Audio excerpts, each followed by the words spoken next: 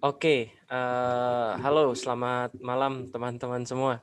Apa kabarnya? Semoga pada sehat semua dan semoga masih masih belum enak dengan market market yang nggak jelas belakangan ini. Nah, seperti janji janji kita, jadi seperti teman-teman tahu ya, jadi WeShare ini adalah salah satu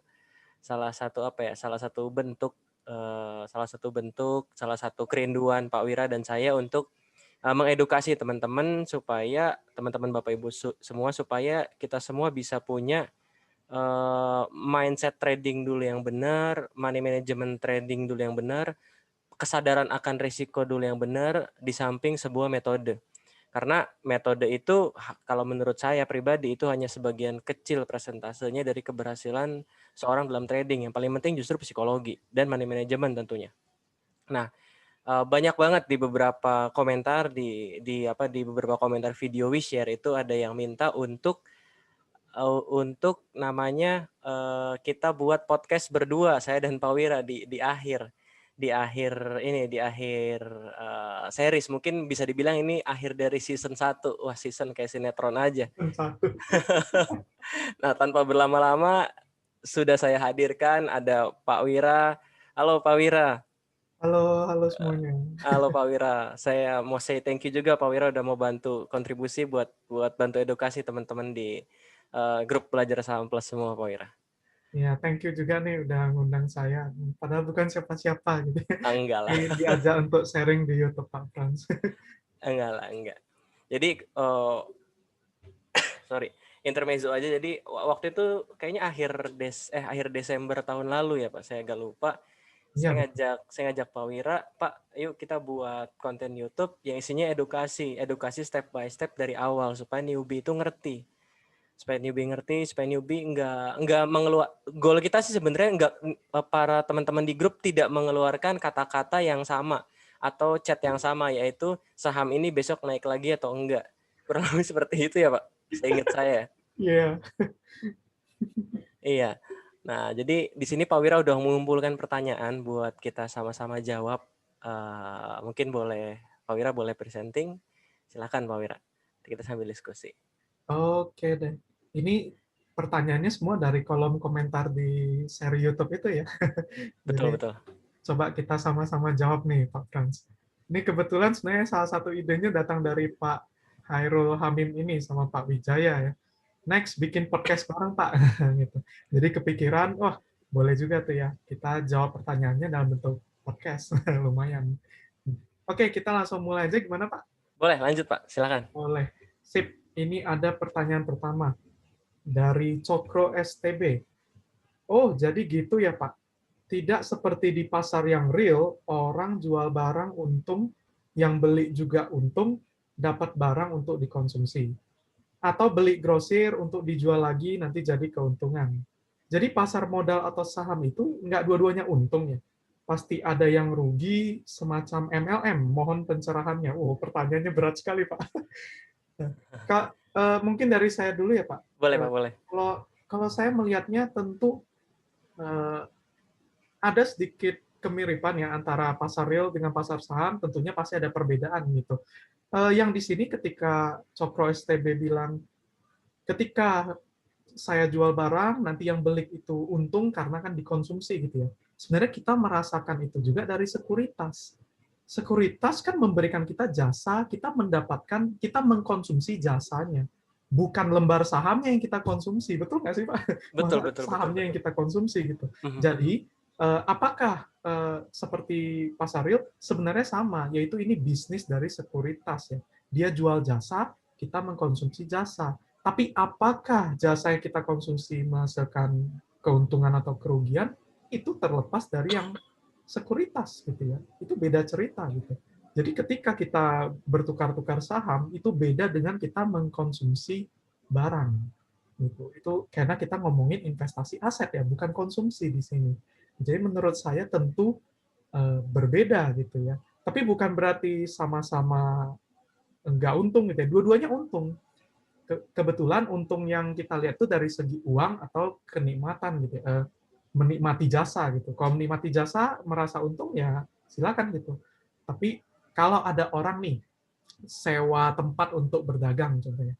Sewa tempatnya, tapi tempatnya itu nggak rame. Kita mengkonsumsi sewa tempat itu iya, tapi untung atau enggak kan tergantung orang yang datang ke tempat itu gitu kan ya. Iya, untung atau rugi kembali ke tempatnya itu nanti. Apakah uang bakal datang ke sana nggak? Apakah ada pelanggan yang datang ke sana atau tidak?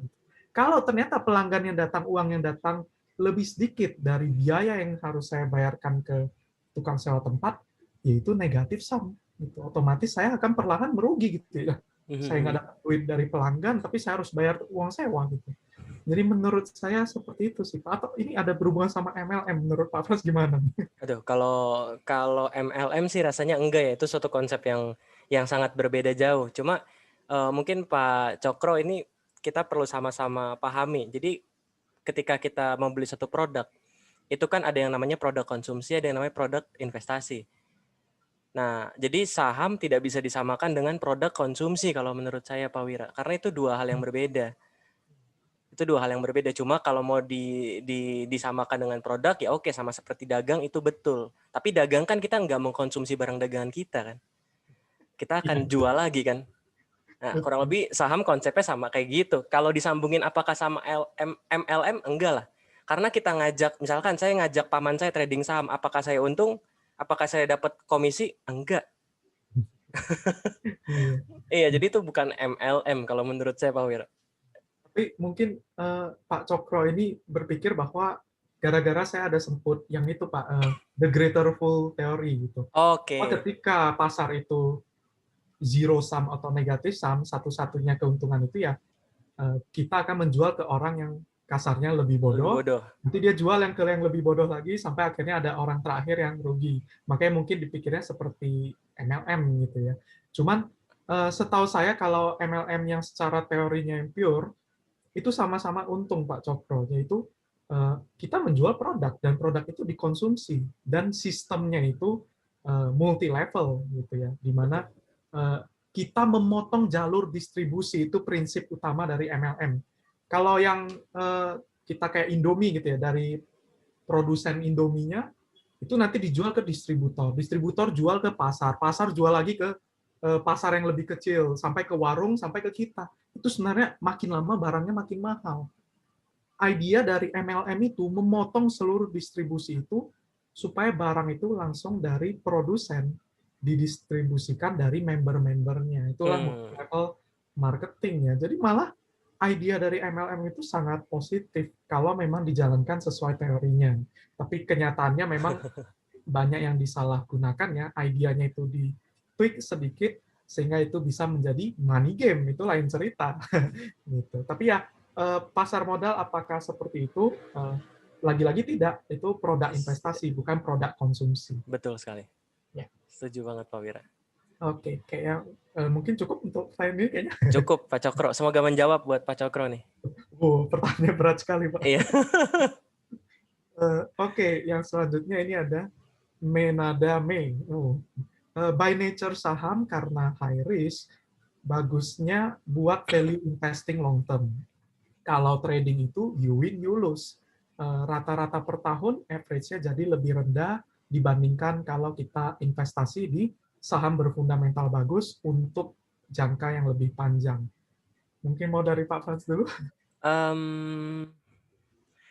Iya, sebenarnya kan gini ya.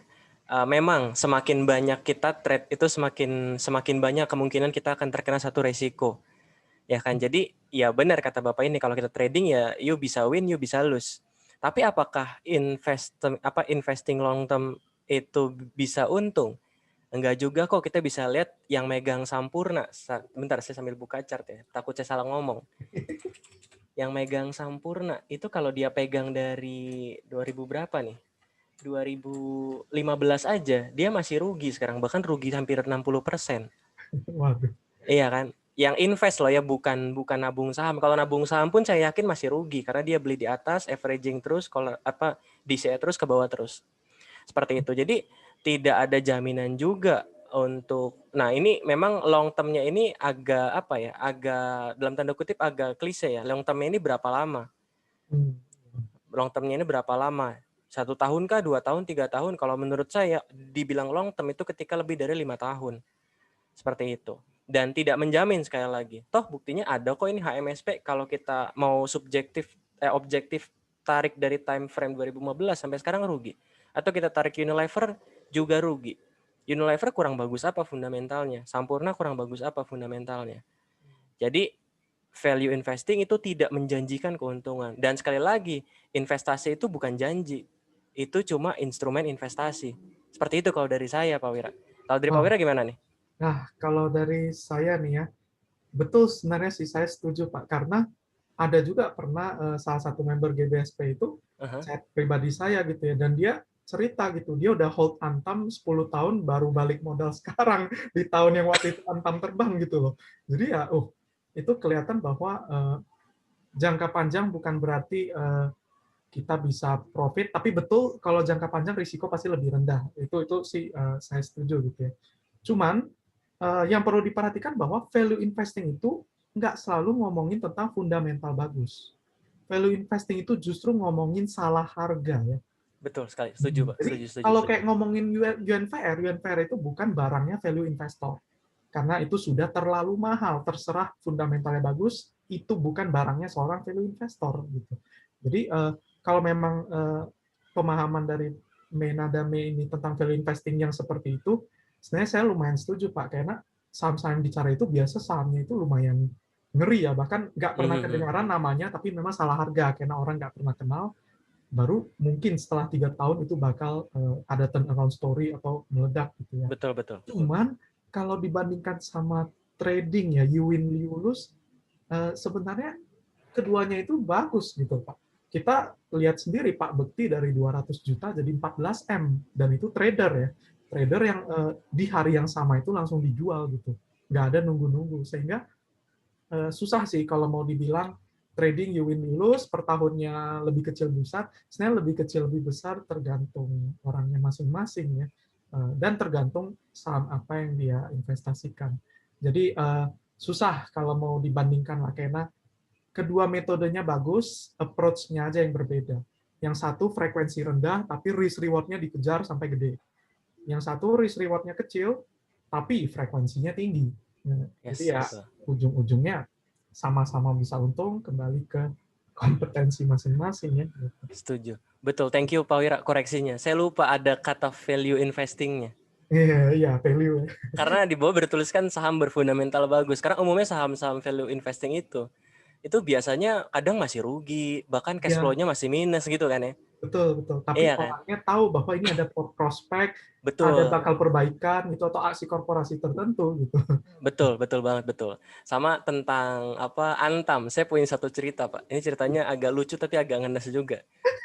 Ceritanya mirip, Pak. Jadi waktu saya masih kuliah, dulu itu ada namanya public expose di kampus-kampus. Hmm. Kebetulan Antam ke kampus saya, Unpar. Oh. Nah, terus di sesi tanya jawab ada satu ibu-ibu, dia bilang, dia nanya intinya, di sesi tanya jawab, Pak Direktur, saya udah pegang saham Antam dari 2007 atau dari berapa gitu saya lupa. Pokoknya udah lama banget, udah hampir 10 tahun. Tapi kok saya belum untung-untung ya, dia bilang gitu. Nah, ini buat Untungnya dapat dividen loh Pak itu. Antam ada dividen ya? Ada kan ya harusnya. Oh, bukan Enggak. deh, PTBA itu yang gede. PTBA, Pak. Malu saya, aduh. PTBA. Nah, ini mungkin kalau Pak Wira, ini kita agak melebar sedikit, Pak. Kalau Hmm. saya sangat tidak setuju saham komoditas itu buat investasi jangka panjang di atas 5 tahun. Karena dia kan cycle ya, siklus ya. Kalau menurut Pak Wira gimana, Pak?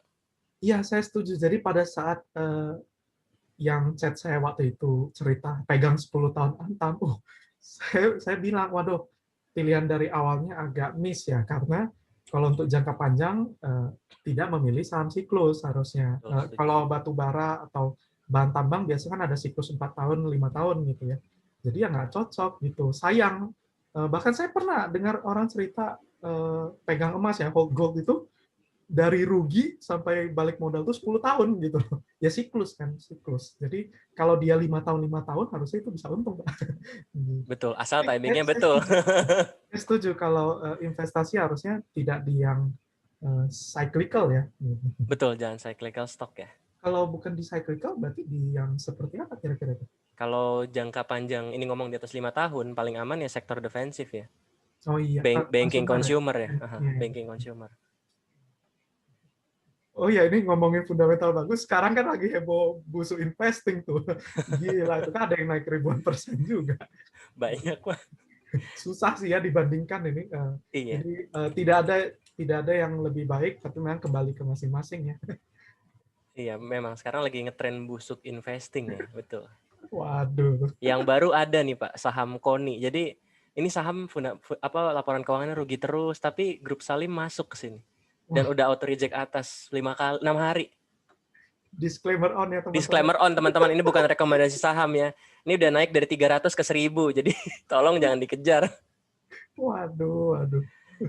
Gila ya. Oke, lanjut Pak. Oke, lanjut.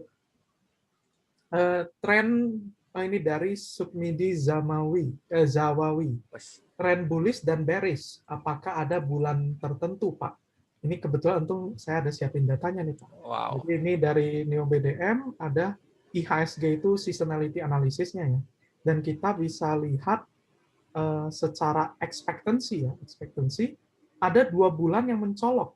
Ini Desember. data 15 tahun terakhir ya, yaitu bulan Juli sama bulan Desember. Desember tentu kita sama-sama tahu itu karena Windows dressing. Jadi tren bullish biasa ada di bulan Desember, dan sejauh ini gila ya 100% di bulan Desember itu selalu hijau. Kalau bulan Juli nggak 100% ya, 80%-nya itu hijau dengan profit expectancy yang lumayan. Ada bulan lain yang sebenarnya probability-nya tinggi ya, contoh kayak bulan Maret itu 80% hijau, tapi sekali minusnya gede gitu, dan hijaunya juga nggak gede-gede, sehingga expectancy-nya sebenarnya kecil di sini. Jadi hati-hati kita nggak cuma lihat probability di sini, karena kalau probability hijau tapi hijaunya cuma 0,5%, apa artinya? Lebih penting yang namanya expectancy itu kalau menurut saya. Tapi kalau bulan bearish, ini ternyata ada ya, bulan Agustus ternyata. Agustus itu, sama November, persiapan window dressing kan? Iya betul, November persiapan. Tapi November profit expectancy-nya hampir nol sih, netral. Jadi mungkin sebenarnya nggak bisa kita jamin ya Pak, bearish bullish itu. Kan kita ngomong by data aja ya? Iya, jadi untuk Pak Sumidi mungkin patokan yang, tapi jangan jadi jaminan ya Pak.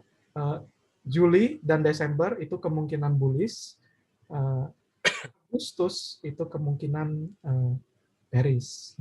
Juli ini juga kalau nggak salah related sama Windows dressing pertengahan tahun, Pak. Iya, Q2. Terus Agustusnya turun karena orang pada take profit kayaknya bulan depannya. Ya. Jadi turun balik dia. Iya ya. Gitu. Bener. Atau dari Pak Pras ada trik lain gitu sama bullish bearish? Tren bullish bearish sebenarnya kan itu kan tercetus dari beberapa, bukan mitos ya, cerita di market. Ada sell in May and go away, ada window dressing. Kalau Januari ada January effect, ya kan? Nah, ya kita harus lihat data aja, dan orang-orang pada takut sama sell in May and go away. Orang-orang pada takut sama sell in May and go away. Padahal, dan orang-orang salah. Kalau ini menurut saya, mungkin koreksi kalau saya salah Pak Wira. Yang orang kira sell in May and go away itu adalah bulan Mei-nya pasti merah terus, merah darah terus. Padahal bukan. Padahal cerita sesungguhnya adalah kalau kita simpan uang dari Mei dan kita Oktober lihat lagi, itu turun. Jadi dalam periode itu bukan bulan Mei aja. Nah, dan memang secara data, kemarin saya kebetulan baru buat postingnya juga, untuk bulan Mei itu di 20 tahun terakhir bursa merah itu atau IHSG merah itu cuma 39% atau 8 kali kalau dari data saya 15 tahun terakhir, iya 35%. Iya, kurang lebih 30 sekian persen lah ya. Iya, jadi ketakutan orang sama Mei merah, Mei dibanting itu salah kaprah menurut saya. Iya. Betul, jadi sell in May and go away ya, itu benar-benar sering didengar ya di market. Mungkin kalau pemula dengarnya panik gitu, karena baru pertama kali dengar gitu, apa nih sell in May gitu ya. Iya, saya gitu. kayaknya ngeri banget kayaknya. Iya, itu main rentang ya. Dan sebenarnya saya pernah dengar, ini risetnya dari CTS, Pak, Creative Trader. Beliau juga ada riset timnya CTS, sell in May and go away itu dulu lumayan berlaku gitu ya. Main rentang tentunya ya, bukan yang jual di bulan Mei gitu. Main rentang. Tapi akhir-akhir ini semakin lama sudah semakin nggak berdampak. Jadi ya namanya kondisi market itu selalu berubah gitu ya. Jadi kita nggak bisa pakai mitos-mitos masa lalu selalu dijadikan patokan gitu. Kayak January Effect, ini January Effect Nggak ada efek-efeknya. iya, banyak merahnya gitu. Banyak merah, probability hijaunya cuma 50% gitu. Jadi tapi mungkin yang perlu dicek itu juga jangan per bulan sih Pak. January Effect itu contoh kayak seminggu pertama atau 2 minggu pertama itu mungkin bisa hijaunya gila. Gitu. Iya, Karena efek iya. dari Windows dressing. Tapi kemudian orang take profit turun jauh sampai akhirnya di bulan Januari ujung-ujungnya sering merah gitu. Sering merah juga gitu. Jadi susah sih kalau mau ngomongin mitos karena belum tentu itu selalu berlaku di masa depan gitu. Setuju, setuju. Ya kita tinggal percaya data aja. Datanya misalkan Desember 100% probability. Ya, kita mau percaya atau enggak? 100% loh Pak. 100% kan bener kan? Oh, iya, Iya. 100%. Dan itu biasa Desember nanti related kalau astrofinance-nya itu Sun in Capricorn, Sun enter Capricorn. Waduh. Yaitu bulannya zodiaknya Capricorn itu mulai di saat Windows dressing. Nah, jadi ada Oh, hubungannya juga. Sebenarnya mau ada. percaya astrofinance bisa atau yaitu sebenarnya ada logika yang lebih esensi di marketnya yaitu Mhm. ada kepentingan. Betul, betul. Sebenarnya semua benang merahnya bisa ditarik ya, Pak? Betul, cuman kadang memang eh, kalau mau memahami kepentingan itu kan kadang informasinya harus lebih mendalam ya. Betul. Bahkan seringkali ada informasi yang tidak dapat kita akses sehingga apa boleh buat kita melalui angka, melalui harga ya, melalui technical gitu. Dan Betul, kadang betul. itu jadinya kita bisa tahu walaupun kita nggak paham benar alasan dibaliknya gitu. Oke. Next, Lanjut Pak. pertanyaannya. Lanjut, Pak. Dari Hoirum Bro. Ciri tren akan patah itu apa, Pak? Wah, ini sebenarnya belum masuk ke materi analisa ya. Aha, Ini mungkin saya yang jawab aja, Pak. Ini singkat. boleh. Pertama-tama harus belajar yang namanya trendline dulu sih. Walaupun sebenarnya banyak metode menentukan tren. Tapi Yes. contohnya trendline di sini misalkan harga lagi naik, kita tarik aja trendline. Harganya naik makin kenceng. Kita update lagi trendline-nya, ini namanya trendline yang Ya, lebih Kort. kencengnya gitu ya, lebih Betul, betul. gitu. Kalau ada yang lebih kenceng lagi, kita bisa lagi update Update lagi. trendline gitu. Tapi tentunya suatu saat ketika harganya turun, otomatis seperti ini nih. Ketika ada tren yang lebih kencang dan ternyata harga turun menjebol ini, itulah yang kita sebut patah tren. Trennya udah Yes. dipatah. Oh ya, ciri-ciri lain lagi. Tadi saya diminta ciri-ciri trennya. Ini, ketika dia tidak mampu membuat higher high, itu udah tanda-tanda mungkin bakal sideways atau downtrend. Gitu. Nggak selalu downtrend ya, bisa jadi cuma diam-diam di tempat aja. Tapi selama itu jebol dari garis kita ini, itu bisa kita sebut patah tren gitu ya. Bahkan downtrend pun kita bisa tarik garis downtrendnya. Jadi selama dia turun ya dia downtrend. Nanti ketika naik dia patah downtrendnya, lanjut lagi uptrend gitu ya. Gitu. Jadi itu akan lebih banyak dibahas nanti di materi analisa aja gitu ya Pak. Betul. Nggak sabar nih. Udah. Saya nambahin boleh, Pak, sedikit? Boleh, boleh. Nah, jadi sebenarnya untuk uptrend dan downtrend sendiri ini memang agak susah ya untuk didefinisikan. Definisi uptrend itu apa, downtrend itu apa? Karena nggak ada satupun yang bisa mendefinisikan itu sepengetahuan saya ya. Cuma Ya. mungkin ada satu ilmu yang bisa tahu ini udah wave-nya udah mulai habis atau belum ya. Itu namanya Elliott wave. Ya. Saya sendiri pernah belajar, cuma otak saya kurang mampu. Tapi ada cara lain yang lebih mudah. Kalau Pak Wira itu narik garis trend, tapi ada lagi namanya kita pakai dynamic support. Itu kita pakai Hmm. moving average. Moving Hmm. average-nya pakai yang agak besar time frame-nya. Misalkan moving average 100. Nah, itu Ya. juga bisa pakai acuan sih ketika satu saham ya udah selesai. Udah mau turun lagi. Gitu. Selain pakai trend Betul. line ya. Ya, atau jawaban umumnya adalah bisa menggunakan trend indicator. Ya. Ah, Moving betul. average adalah salah satu trend Betul. indicator. Gitu. Sedangkan masih banyak indikator trend lain, alligator, alligator Betul, juga. alligator. Yang Jadi warna-warni itu itu ya, Pak? ya ada 3 warna ya. Ya. Jadi itu ada baiknya mungkin akan saya bahas lebih dalam nanti di materi analisa saja. Oke, next dari Fajar Rahardika. Uptrend dan downtrend pakai range apa Pak Wira bagusnya? Wah, susah nih. Kalau range sebenarnya kan ada minor uptrend, ada major uptrend gitu. Ya kayak di Elliott wave juga ada dari yang paling kecil sampai yang paling raksasanya gitu. Betul, betul. Time frame-nya. Jadi kalau menurut saya sih pakai range apa kembali ke style masing-masing ya. Time Apakah frame scalping? masing-masing sih. Iya, time frame masing-masing gitu. Setuju, Pak? Setuju banget sih Pak, karena scalper pun beberapa ada yang pakai chart intraday, itu kan kita bisa lihat intraday uptrend, intraday downtrend kan berbeda dengan daily uptrend, daily downtrend. Jadi Ah, itu betul. beda lagi. Ya, betul, betul. Jadi ya di time frame besar mungkin uptrend, tapi lagi koreksi ya Betul. bisa downtrend kecil gitu ya. Nah, betul. Jadi itu Makanya itu. pakai range apa, kembalikan ke time frame Pak Fajar ya. Kita lanjut. Om, ini dari Deli Brody. Om, saya ada 30% dana saya mendem di Porto sudah 3 tahun. Wah, Sampai sekarang belum kayak cuan cerita juga. yang klasik ya. Sering banget ya. Sering. Dan sampai sekarang belum cuan juga. Saya mau average down, tapi kok dalam pemikiran saya mendingan dana cash saya buat emiten baru dan cari profit paling tidak sebesar kerugian emiten. Berarti menggunakan sisa dananya untuk menutupi kerugiannya. Oke. Kalau dari yang materi yang sudah kita bahas, ini sebenarnya di episode awal, Pak. Jadi mungkin Mhm. belum. Tapi di episode akhir kita sudah ada belajar lot sizing ya, sudah ada tabelnya. Dan kalau dari tabel itu, ketika alokasi dananya itu 30% modal, maka harusnya cut loss-nya itu di 3,5%. Otomatis itu akan mengalami kerugian 1% modal. Gitu. Mhm. Artinya apa? Saran untuk Pak Deli ini, Pak atau Bu Deli ya, seharusnya di 3,5% sudah di cut loss supaya kerugiannya hanya 1% modal. Kalau udah terlanjur 3 tahun seperti itu, dan minusnya memang sudah gede banget, menurut saya kalau udah minusnya gede banget, apa boleh buat sih itu jangan di cut loss ya, karena eh, itu pilihan sih. Kalau memang rela cut loss, sebenarnya nggak masalah gitu. Tapi eh, yang penting next time harus direncanakan sejak awal. Kalau udah kerugian kayak gini ya kita hentikan kerugiannya. Kalau average down saya tidak saranin, tapi ya average down karena yang tadinya udah 30% modal loh nih. Mau average down itu jadi berapa persen modal itu risk yang tadinya 1% M bisa jadi berkali-kali lipat lebih besar. Apalagi ini udah 3 tahun loh gitu. Jadi Betul. eh, saran saya malah jangan average dan terlalu berbahaya. Takutnya kalau ini saham yang kayak waktu itu Unilever gitu di hold terus, average down terus itu bisa-bisa 70% modal itu nggak produktif sama sekali sampai 3 tahun, itu kan sayang banget gitu. Jadi malah menurut saya lebih setuju pilihannya itu ya dana cash saya buat untuk Emiten cari baru. profit di emiten lain gitu. Setuju. Ya, menurut saya seperti itu sih, Pak.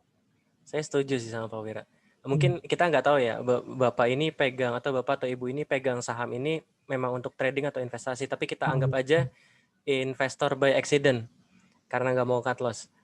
Nah, cara yang paling bijak memang bukan meng-average down kalau udah 30, apalagi udah 30% dana ya, dan sudah 3 tahun. Kalau 3 tahun nggak balik berarti kan sahamnya downtrend kan. Iya. Ngapain average down saham downtrend? Nanti lossnya malah makin besar. Jadi Hmm. mendingan pakai uangnya buat cari untung di saham lain, saham-saham yang memang lagi uptrend, ada peluang, ada opportunity, ya cari aja.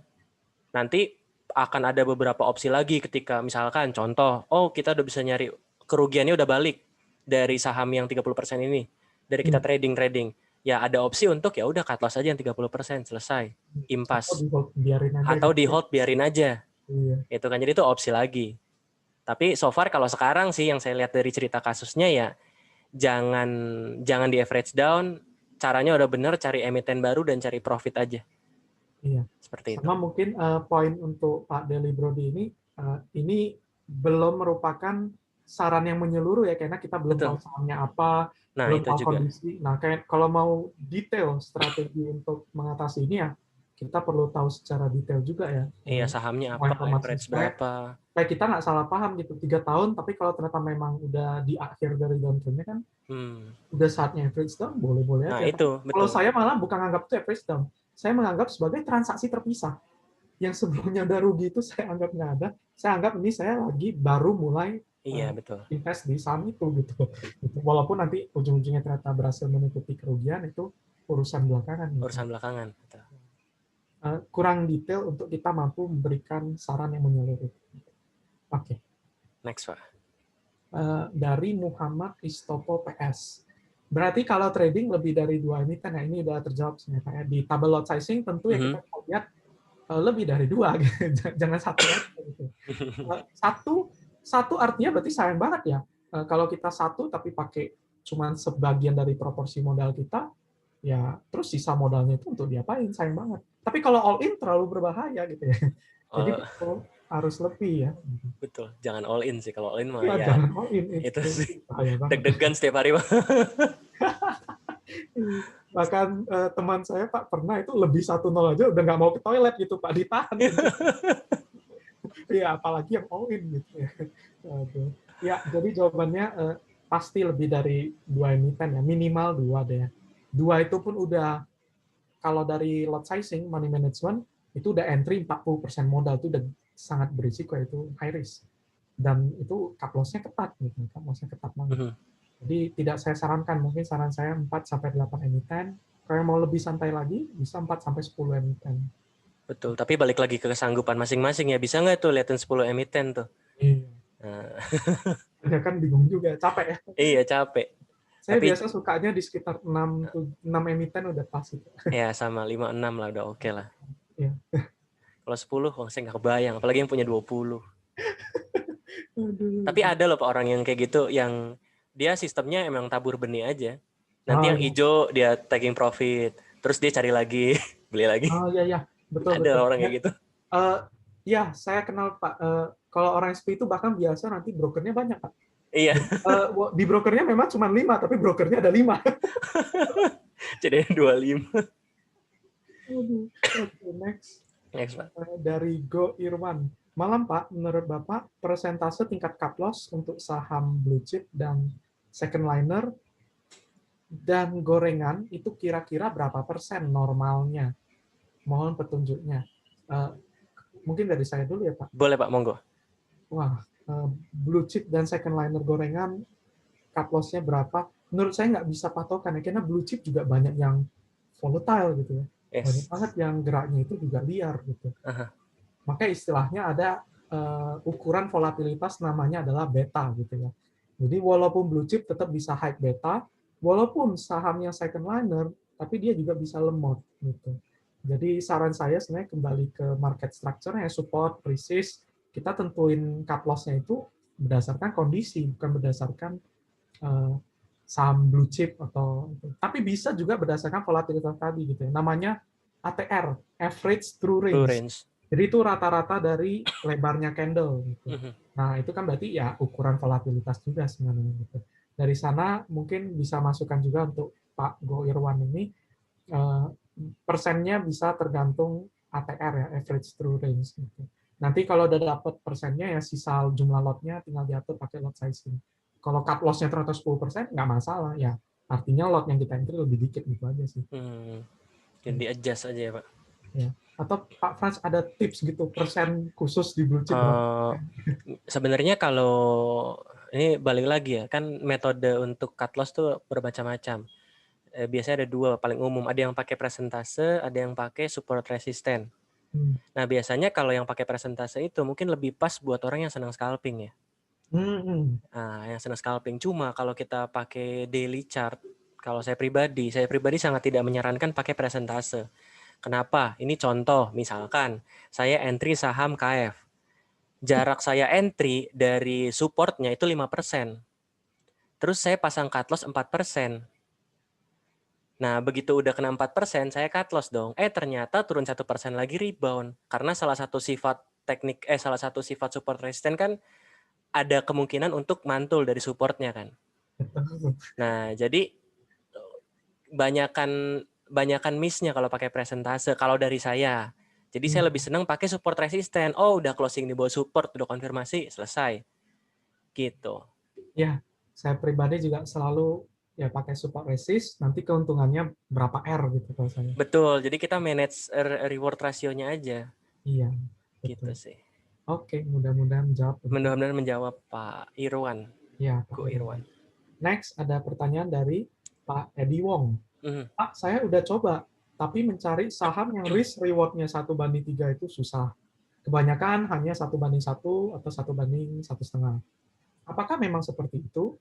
Lalu dulu saya pernah trading pakai risk reward 1:2, cuma saya tunggu-tunggu sahamnya nggak mencapai target, malah udah balik modal. Kalau ketemu kasus seperti ini, bagaimana saya menyikapinya? Mungkin mau dari Pak Frans dulu? Boleh. Em, Ini tergantung market structure-nya ya gimana. Karena nyari 1:2 itu sebenarnya gampang kalau kita beli di support. Kalau kita nyari saham yang lagi di support. Cuma resikonya beli saham yang lagi di support adalah geraknya lama. Itu satu. Nah, itu tentang apa? Tentang nyari saham yang risk reward 1312 ya. Itu sebenarnya bisa kita cari asal beli di support. Lalu dulu saya pernah trading pakai risk 12, namun saya tunggu sahamnya tidak kunjung mencapai target reward.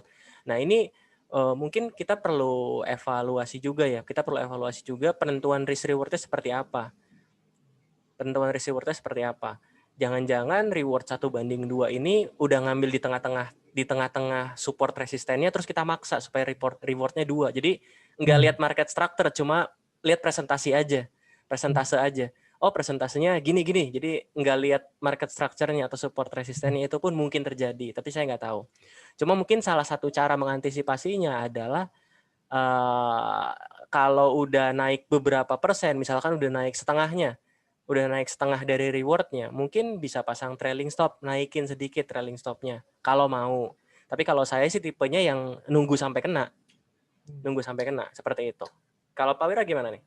Oke, kalau saya ya sejujurnya itu kalau bilang susah pasti susah, namanya harus belajar gitu ya. Iya, Tapi 1:3 itu sebenarnya ada ya Pak Edi, banyak ada gitu. banyak. Banyak gitu. Mungkin yang saya takut betul setuju sama Pak Pras, jangan-jangan case-nya adalah contoh kalau saham lagi sideways, saya pernah yang kasih prinsipnya don't fiddle in the middle. Kenapa sebenarnya esensi dari don't fiddle in the middle? Ya gara-gara nanti risk reward-nya itu 1:1, susah 1:2. 1:2 berarti kan jebol resistnya kalau sideways. Iya, Gitu. betul betul. Nah, itulah kenapa kalau misalnya kita di support, risiko kita kecil, harusnya reward-nya bisa bahkan 1:3. Betul. Seringkali bisa sampai 1:4 malah. Gitu. Yes, Jadi setuju. sangat bisa.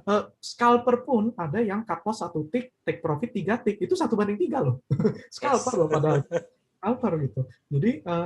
Jadi Pak Edi itu ada ya sebenarnya. Banyak sebenarnya. Tapi saya setuju risk reward yang makin tinggi 1:3 misalkan nggak cocok untuk pemula karena hold-nya lama. Betul. Hold-nya lama. Apalagi kalau yang nggak relaan misalkan balik BEP itu, aduh sayang banget kenapa nggak saya TP gitu.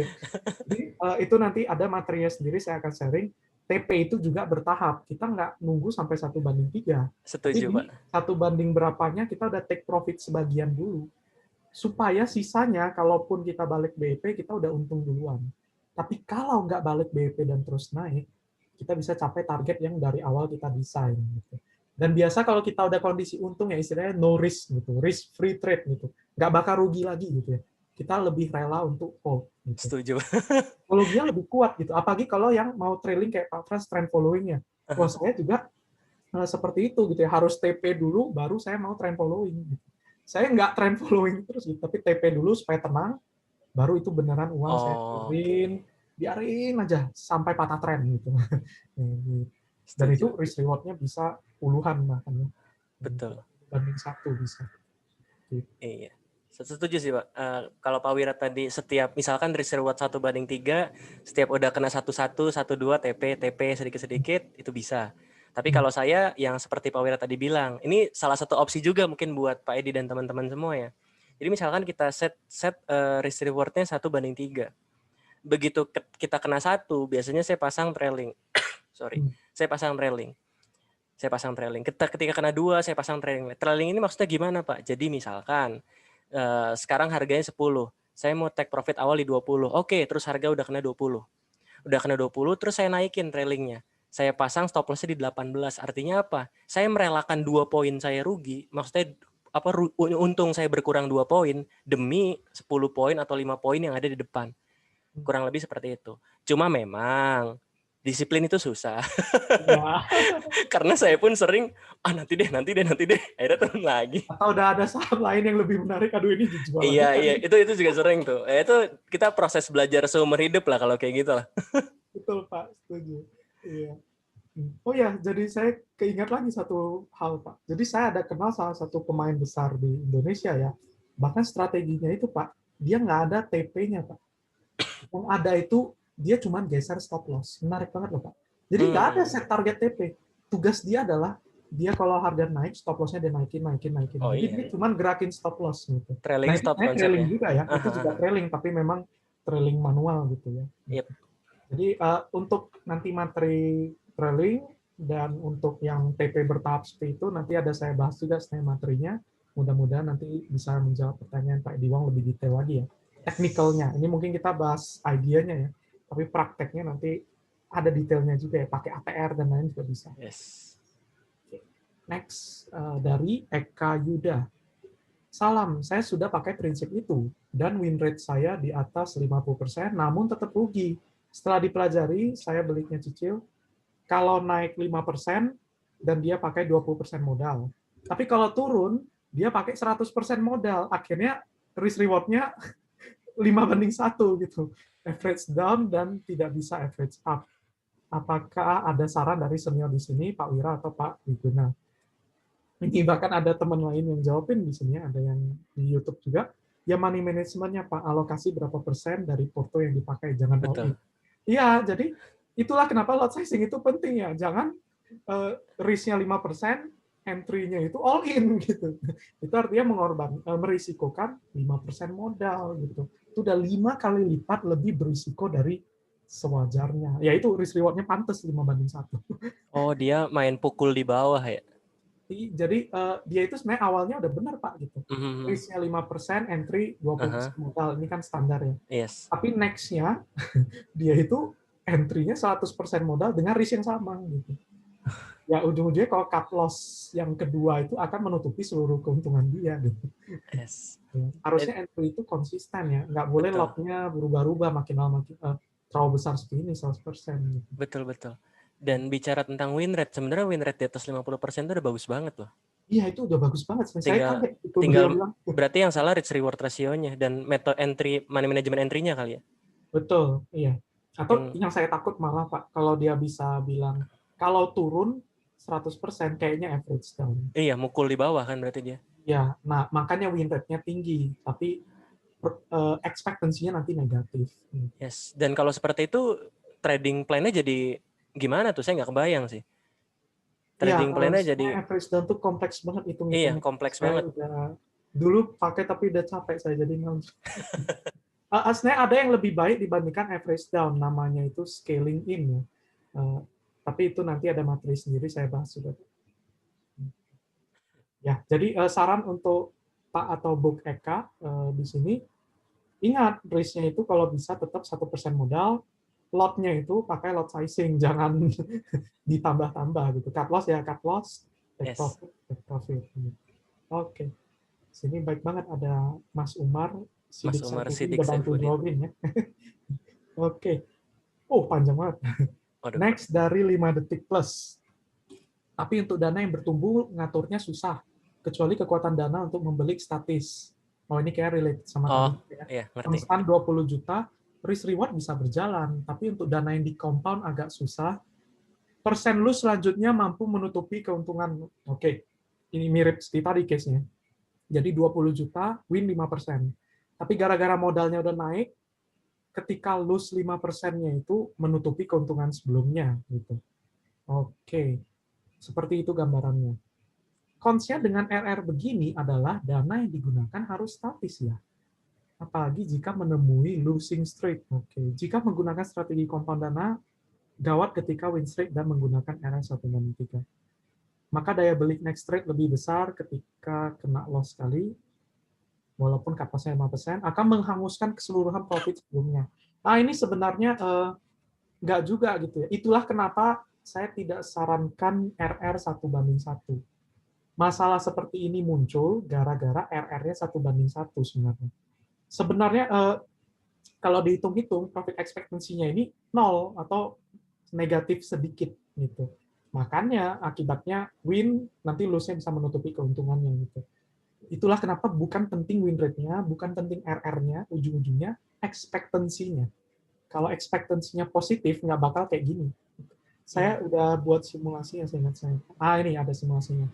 Oke, saya nggak saranin RR 1:1 ya. Contoh misalnya case yang 5 detik plus bilang, RR 1:3 apakah bisa compounding gitu ya. Compounding Apakah dananya harus statis? Enggak, dananya nggak harus statis. Justru modal kita tambah gede, ya risikonya harus kita naikkan dong. Gitu. Maksudnya Betul. entry kita harus lebih besar. Kalau nggak, kapan tumbuhnya? Tumbuhnya malah linear ya, bukan sesuai market itu. Gunanya kan kita eksponensial. Gitu. Eksponensial. Ya. Nah ini contohnya RR 1:3 itu tetap bisa untung ya. Modal 10 juta, profit, contohnya ini 30.000 gitu ya. 1% modal kan. 1R-nya itu 1% modal, otomatis 10 juta 30. Oh sorry, ini 1 juta. Lah 1 juta. 1 juta. 1.030.000. Ketika kita loss, kali ini loss-nya tentu lebih besar kan ya, karena modal kita udah Modalnya makin bertumbuh. besar. 1% dari modal baru kita itu ternyata bukan 10.000, 10.300, rugi deh. Rugi 3 kali. Ketika kita rugi, otomatis ininya juga turun. Yes. Yang tadinya 10.300, dia malah turun jadi 10.200. Makanya lot sizing itu enaknya dia auto adjust. Modal kita tambah gede, kita tambah agresif. Modal kita lagi merugi, kita tambah defensif. Udah otomatis gitu. Dan ujung-ujungnya ketika kita pakai RR 1:3, butuh 3 kali loss untuk harganya itu cuman beda minus Rp500 gitu. Ya nggak signifikan lah ya. Enggak Jadi signifikan. apakah tetap bisa compounding? Kalau RR 1:3 dan win rate-nya di atas, yang profit 1:3 pokoknya harus di atas 25% kalau nggak salah ya. Itu harusnya nggak kejadian yang kayak gini gitu. Profit loss 2 kali, mungkin profit sekali lagi, nah nanti lama-lama modalnya makin bertumbuh gitu. Compoundingnya malah sangat jalan gitu ya. Risk reward-nya jalan. Jadi mungkin miss-nya di sini ya. Kalau memang RR 1:1, itulah kenapa tidak saya sarankan ya untuk Pak atau Bu 5 detik plus. Gitu. Oh, Betul. ini hitungan semua. Panjang banget ya.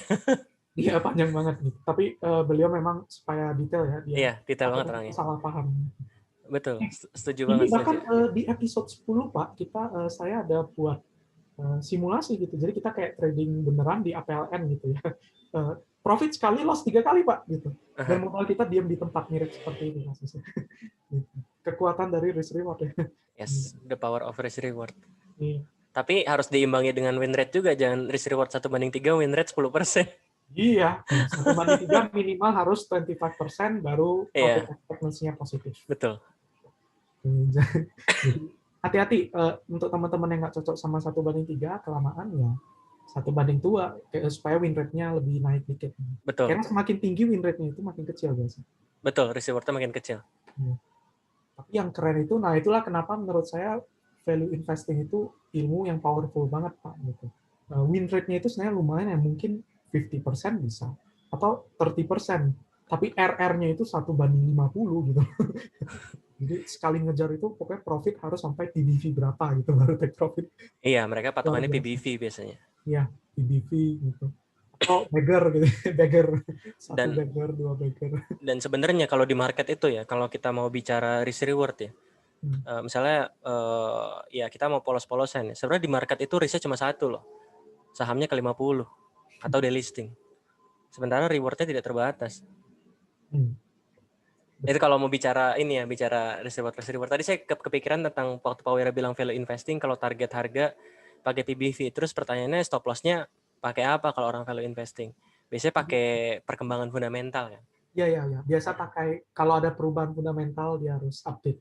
Yes, tapi kalau kan price discount everything. Kalau perubahan fundamental harga udah gocap kan itu berarti risknya. Aduh.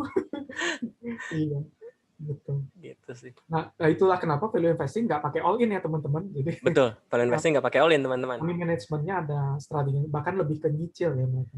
Iya, mereka nyicil biasanya. Jadi justru mereka pakai prinsip average up loh, itu bagus banget sih. Average up nggak salah, kalau harganya terus naik. Itu powerful kalau harga naik. Oke, next dari Pak Ari Juwono, tolong bisa dibahas tentang nabung saham, Pak. Maaf, kalau menurut saya nabung ini psikologisnya lebih berat daripada trading. Wow, menurut Pak Frans gimana nih? Yes, lebih berat daripada trading kalau marketnya lagi bullish. Itu sesuatu yang pasti. Dan ini saya mau bilang bahwa, nah ini orang sering salah, bukan salah kaprah ya, mungkin ini subjektif dari saya ya. Kalau saya justru nyaranin orang itu nabung di saham berfundamental bagus yang lagi downtrend. Hmm. Kenapa? Ya supaya kita dapat harga ideal di bawah waktu kita selesai nabung. Nah, sementara kalau kita nabung di saham yang uptrend, kita nggak tahu uptrendnya sampai kapan. Misalkan periode akhir nabung kita adalah periode akhir uptrendnya saham itu, nyangkut kita di pucuk atau nyangkut di tengah-tengah tren lah. Karena Iya. kan dollar cost averaging ya. Jadi yang mau saya katakan adalah bahwa kalau nabung saham itu, portofolio merah adalah satu kepastian yang Hmm. harus siap kita terima. Portofolio merah ya, bukan rugi. Jadi Hmm. masih unrealized. Unrealized loss. Unrealized loss. Seperti itu. Dulu saya pernah simulasi. Contoh ke Ya, ada saham-saham, videonya, saya ingat, Pak. iya, saham-saham batu bara. Waktu saham batu bara lagi drop, kita tabungin terus. Beliin terus. Jangan pas batu bara lagi bullish, kita nabungin. Nah, itu agak ngeri. Ngeri. Nyantol di pucuk kan. Gitu kalau menurut saya, Pak Wira. Iya. Kalau menurut saya, eh, ini menurut Pak Rizwono psikologisnya lebih berat. Malah menurut saya enggak loh. Karena nabung saham itu ada fasilitasnya. Contoh, saya kan pengguna Indo Premier, Pak. Yep. Itu bahkan bisa kayak auto debit gitu. Oh iya, auto debit bisa, Iya, betul. bahkan kalau mau nabung saham nggak usah dilihat lagi gitu ya. Bisa auto debit gitu. Eh, oh sorry, itu reksadana sih, tapi ya reksadana. Nah, Reksa. mungkin bisa entry reksadana indeks karena itu mewakili banyak saham-saham besar gitu ya di market kita, baru kita pakai sistem nabung saham gitu. Jadi nabung indeks sih kalau istilah saya gitu. Nabung Yes. indeks. Dan itu malah psikologinya santai banget gitu karena udah otomatis ditarik dari deposit deposit saya gitu ya, otomatis gitu. Tapi mungkin kalau secara mandiri menabung saham, ya gara-gara kan kalau lihat portofolio ini, aduh merah itu psikologisnya berat. Ya jangan dilihatin sih menurut saya. Kalau memang Setuju. serius mau nabung nggak usah dilihat nih. Setuju. Siapa Pak Hartono kan ya? Nah, Iya, Pak Hartono itu nabung terus. BBRI dari minus berapa puluh persen sampai positif tuh luar biasa banget. Market crash langsung protes. Semangat dia kan, seneng. Iya, market crash malah seneng gitu, luar biasa banget. Tapi ya itu, menurut saya sih psikologis ini bisa difasilitasi ya dengan fitur yang sudah disediakan oleh Sekuritas. sekuritas kita. Bener. Oh Ekspektasinya diatur lah. iya, oh ya jangan di saham cyclical hati-hati. Iya, jangan saya klik sekali lagi. Nanti naik turun doang. Itu naik turun doang. Harga rata-ratanya di tengah. Gitu. Oke, next dari angsa merah. Pak Franz, tolong dijabarin cara screening saham dengan technical analysis. Ini saya nanti ada materi juga sih screening di analisa. Mungkin Pak Mas mau kasih sedikit gambaran dulu? Boleh. Kalau screening technical kan salah satu yang bisa menentukan saham itu lagi uptrend atau downtrend kan tadi kan indikator trend kan. Salah satunya moving average. Jadi bisa pakai screener moving average misalkan di atas MA 100 dan MA 50 misalkan. Itu bisa jadi salah satu. Cuma kalau saya pribadi filter pertamanya selalu bandarmologi. Baru Hmm. saya lihat teknikalnya. Hmm. Nah, baru saya lihat technical, cari risk reward. Jadi sedikit dibalik metode screeningnya. Gitu Pak, kalau dari saya. Oh, Atau kita bisa cari ini yang kadang saya pakai adalah saya pakai uh, kalau di Metastock. Jadi dalam beberapa hari terakhir titik terendahnya di berapa. Nah, itu saya jadikan support dan saya buat screener cari saham yang deket nilai titik terendah dalam 20 hari terakhir. oke, Gitu. oke. 20 days low gitu ya. Iya, betul. 20 Oke, days low. sip. Jadi untuk angsa merah sebenarnya nanti di materi analisa pasti saya bahas ya sampai ke screening gitu. Cuma saya kasih sedikit rangkumannya aja dulu. Screening teknikal pasti jawabannya selalu berhubungan sama rules atau indikator. Yes. Pasti. Dan indikator itu secara umum dibagi menjadi 3. Indikator tren, indikator momentum, sama indikator volume. Indikator tren seperti yang Pak Fas bilang tadi, kita mau cari yang uptrend dong, pakai moving average. Atau pakai indikator lainnya yang penting indikator tren. Betul. Indikator momentum tujuannya mencari reversal. Kalau udah uptrend, ketika dia koreksi, kita cari dia reversal ketika dia koreksi, kita entry di sana. Jadi itu gunanya indikator momentum. Dan terakhir, indikator volume, yaitu yang punya Pak Frans, bandarmologi, saya juga pakai bandarmologi, kita cari saham yang diakumulasi. Jadi pada dasarnya screening itu rules, dan biasanya pakai indikator. Kalau tiga-tiganya ini hijau, lampu hijau, berarti itu menarik banget gitu ya. Udah uptrend, potensi reversal, sahamnya diakum lagi. Oh, Yes. saya juga pasti mau beli gitu ya. Yes. Tapi bukan berarti semua ini bakal bisa lampu hijau ya, tidak selalu seperti itu. Iya, Cuma ya itu rules-nya silakan dari angsa merah eh, manfaatkan tiga kategori ini ya, trend, momentum, and volume. betul. Oh, Setuju. Dan satu lagi, mungkin nanti harusnya di materi Pak Wira pun ada, bahwa kita harus sama-sama sadari bahwa setiap indikator itu fungsinya berbeda-beda. Jadi kalau mau nyari tren ya jangan pakai stokastik. Itu bukan bukan indikator buat menentukan sebuah tren saham. iya, Atau jangan pakai semua osilator lah, itu berbeda. betul. Ya Jadi itu masing-masing pasti saya ada bahas. fungsinya. Saya kesalahpahaman pemula itu. Iya, semua dipakai kan. Dulu juga saya gitu sih. Terus semua dipakai, semua saling konflik, bingung nanti. Iya, semua saling konflik. Waduh, pusing itu. Aduh. Oke, kita lanjut dari Shinoy 777. Pak Frans, kalau Ya, volume harian idealnya berapa untuk liquid ya? Kalau value kemarin menurut Pak Frans 15 M kan ya. 15 M. Coba Pak Frans, liquid itu menurut Pak Frans berapa miliar? oke. Nah, ini saya pernah bahas juga di YouTube. Jadi, Hmm. tentang Hmm. likuiditas. Sebenarnya likuiditas itu bersifat subjektif. Hmm. Kenapa? Liquid itu kan definisinya adalah seberapa cepat saham yang Bapak Ibu punya bisa jadi uang cash lagi. Itu Hmm. pengertian dari liquid kan. Makanya di laporan keuangan ada aset liquid. Uang cash masuk aset liquid, aset lancar. Tanah, rumah, properti masuk aset tetap. Karena susah untuk diliquidkan jadi uang tunai. Nah, sebenarnya balik lagi ke modal trading masing-masing. Bagi orang yang modal tradingnya 1 juta, mungkin saham yang value transaksinya 100 juta per hari itu liquid. Tapi bagi orang yang size transaksinya 100 juta atau 1 miliar di saham yang value transaksi 1 miliar, tentu itu tidak liquid. Ya kan? Hmm. Nah, tapi kalau secara subjektif ya, tapi kalau kita mau tarik secara general, kalau saya biasanya mengkategorikan saham kan kategori ada 3 ya. Ada Hmm. blue chip, ada second liner, ada third liner. Ya. Nah, terkadang kita bingung kategorinya gimana, market cap ukurannya berapa. Nah, Hmm. kalau saya biasanya by value transaksi. Hmm.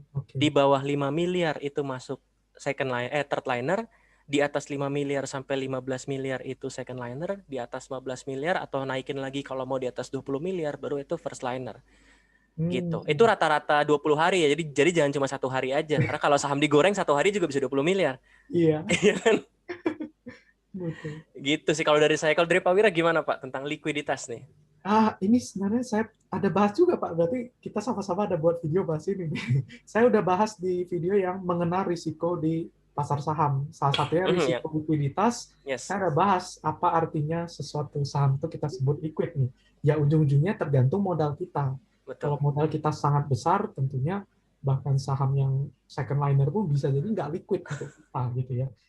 Dan patokan yang saya kasih waktu itu adalah asalkan kita masih bisa haki, hajar kiri, dengan ukuran Lot kita. bit-nya itu sepertiga. Jadi pokoknya patokannya adalah kita mampu haki dengan catatan bit-nya itu masih 3 kali lipat dari seluruh lot kita. Itu maka sangat liquid gitu ya. Sangat liquid. Tapi kalau misalnya kita mau haki itu 500 lot, ternyata bit-nya cuma 500 lot, itu udah tanda-tandanya sahamnya nggak cukup liquid untuk kita gitu ya. Nggak cukup Betul. liquid.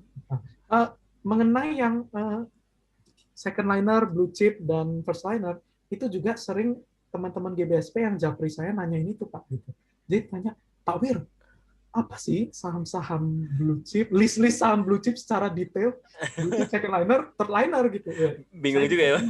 Saya bilang sebenarnya sangat susah ya, karena itu nggak ada definisi jelasnya, nggak ada patokannya. Tapi menarik Pak, itu saya baru tahu Pak Frans ada kategorisasi itu. Nah, mungkin yang nonton ini, yang waktu itu nanya, boleh ya pakai patokan seperti itu aja. 5 miliar, 5 sampai 10, di atas 15 miliar gitu. Waktu itu saya kasih jawaban singkatnya kayak gini, Pak. LQ45 itu blue chip, Kompas 100 kurangi LQ45 itu second liner, sisa Oke. semua di luarnya adalah third Third line. liner. Terus saya bilang, tapi nggak bisa fix banget ya, cuman gambaran kasarnya seperti itu. Tapi menurut saya lebih cocok yang kategorisasi pakai Value volume transaksi ya. value transaksi. Menurut saya itu logis banget, Pak. Itu Yes. menarik, itu penting. Paling dicombine sama market cap biar nggak ketipu saham repo. Hmm. Karena saham repo volumenya juga tinggi. Betul, betul. Ya. Oke, ini pertanyaan yang menarik banget nih ya. Eh, Likuiditas. Next, Pak. Likuiditas. Next. Next. Dari Widi W. Pak Franz mau tanya kalau di broker summer itu termasuk foreign or only broker domestik. Udah ada teman dari YouTube Pak Franz yang jawab. Yes. Rozi, Pak Rozi kayaknya. Kalau di IPOT bisa pilih domestik, asing, atau all nih. Ya, saya juga udah tampilkan. Di sini ada ya Pak Widi atau Bu Widi. Ada pilihan all foreign domestic. Jadi bisa dipilih. Yes. Oke, next saja. Dari Arik Putra. Pak Ari Putra, kalau memilih berdasarkan feeling itu masuk psikologi atau laki, Pak? Sebelumnya terima kasih Pak atas ini. Pak Frans dulu deh ini. Uh, ini ya, kalau bicara soal hoki ya, kalau Hmm. bicara soal hoki atau keberuntungan, saya percaya di market tuh ada yang namanya keberuntungan. Hmm. Orang beli saham 1 menit kemudian langsung naik, orang Hmm. beli saham baru sebulan kemudian naik, itu menurut saya udah ya ada unsur hoki lah, walau sangat kecil. Nah, Hmm. kalau milih berdasarkan feeling itu masuk psikologi atau lucky atau beruntung. Ini saya agak susah jawabnya. Kalau menurut saya, tap reading itu masuk ke dalam feeling loh. Karena kita sering ngeliatin, kita jadi ngerasa, oh ini apa namanya kebiasaannya karena sudah terpattern. Misalkan contoh, karena saya sering nganalisa atau lihat dan detail, Hmm. itu jadi ngerti, jadi paham. Oh kalau broker ini udah mulai masuk, apa namanya harganya mau naik. Atau contohnya kalau saham DMMX overnya mulai ditebelin tuk karena belakangan saya ngamatin itu biasanya mau diturunin dulu 3 sampai 4 tik. Nah, Hmm. jadi itu pun masuk ke ya feeling plus analisa sih. Iya. Feeling plus analisa ya. Dan itu masuk psikologi atau laki? Ya bingung juga jawabnya. Ini psikologi mungkin. Kalau Pak Wira gimana, Pak? Mungkin Oke. kurang memuaskan jawaban saya. Wah, susah ini ya Pak. Iya, susah Jadi, pertanyaan. eh, kalau menurut saya, feeling seseorang itu dipengaruhi oleh lingkungannya. Jadi, Iya. pasti misalkan Pak Arik kayak feeling saham ini bakal naik, pasti at least karena eh, Pak Arik dengar atau dari grup lain, forum lain ada bilang ini menarik, atau mungkin karena Pak Arik tahu perusahaannya apa, makanya bisa pakai feeling gitu. Menurut saya feeling itu nggak sepenuhnya feeling, tapi ada informasi yang menyebabkan feeling itu muncul. Setuju. Sehingga secara nggak langsung itu adalah analisa, tapi ya bukan teknis ya, kualitatif.